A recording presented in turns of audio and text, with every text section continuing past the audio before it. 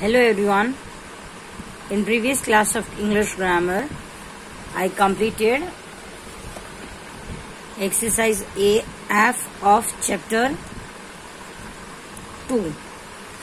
That is singular and plural.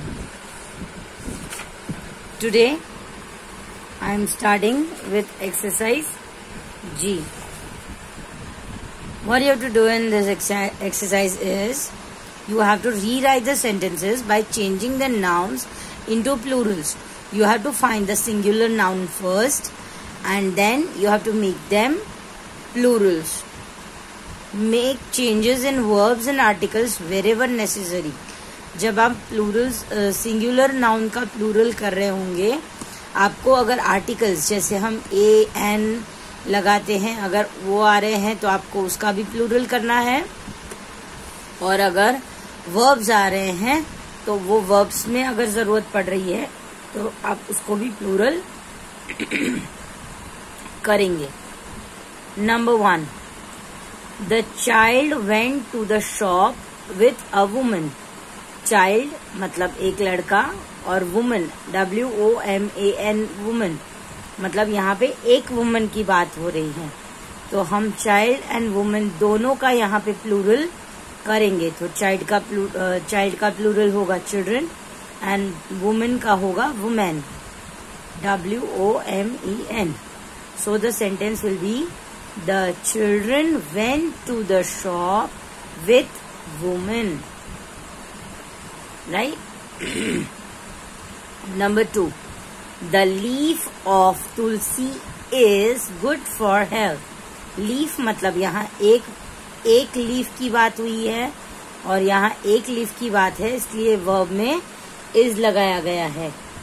But जब हम leaf का प्लूरल करेंगे हमको इसका भी प्लूरल करना पड़ेगा क्योंकि लीव्स के साथ आर आएगा. सो द लीफ का प्लूरल है leaves. The leaves of tulsi are good for health. Don't forget to end the sentence with full stop. Number 3, my sister ate the peach and threw the pit in the dustbin. My sister का sisters, peach का peaches, और एक ही dustbin में फेंकेंगे. 10-12 अलग अलग dustbin में नहीं, तो हम डस्टबिन का प्लूरल नहीं करेंगे. My sister ate the peaches and threw the pit in the dustbin. Number 4, the minister met the men who wanted to donate the clothes. यहाँ पे मिनिस्टर एक ही मिनिस्टर मिला ऐसा हमें नहीं बोला गया. सो यहाँ पे द मिनिस्टर्स भी सही है, और अगर आपने सिर्फ मिनिस्टर रखा तो भी सही है. The ministers met the men, MAN men का MEN men हो जाएगा, who wanted to donate the clothes. Ministers वो आदमी को मिले जो अपने क्लोथ्स डोनेट करना चाहते थे. Number 5, the house had no lights on. House मतलब एक घर, लाइट अगर एक घर की बात है तो लाइट, और अगर हम हाउस का प्लूरल कर देंगे हाउसेस तो लाइट का भी प्लूरल हो जाएगा lights. So the houses had no lights on.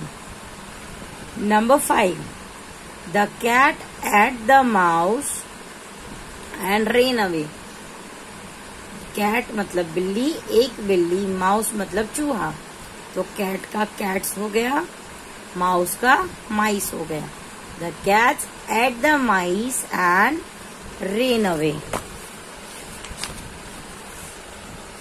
Number 7, the woman was wearing a blue shirt and black skirt. The woman यहाँ एक वुमन की बात हो रही है, एक वुमन की बात हो रही है तो वॉज यूज हुआ है. सो सिंगुलर के साथ वॉज यूज होता है तो हमें इसका भी प्लूरल करना पड़ेगा. यहाँ पे अ ब्लू शर्ट मतलब एक ब्लू शर्ट की बात हो रही है तो हमें वो उसको हटा देना पड़ेगा.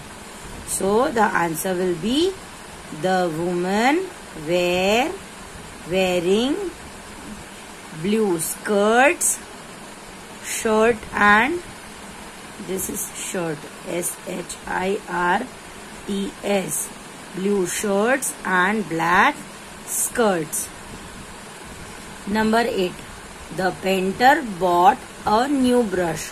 यहाँ पेंटर का पेंटर्स निकल जाएगा क्योंकि यहाँ पे वन ब्रश की बात हो रही है and we are buying many.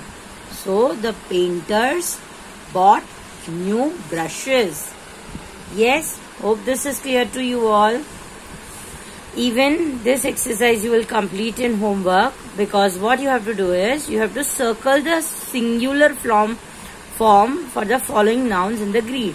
यहाँ पे सारे plurals दिए गए हैं and you have to find the singular of that. So brush का है brushes, leaves, rabbits,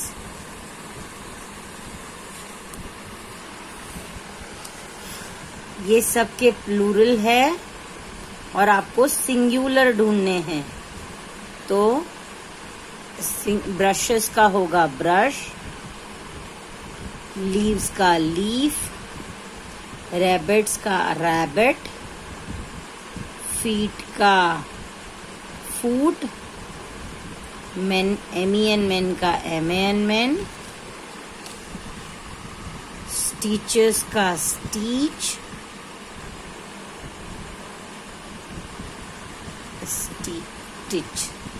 स्टिचेस,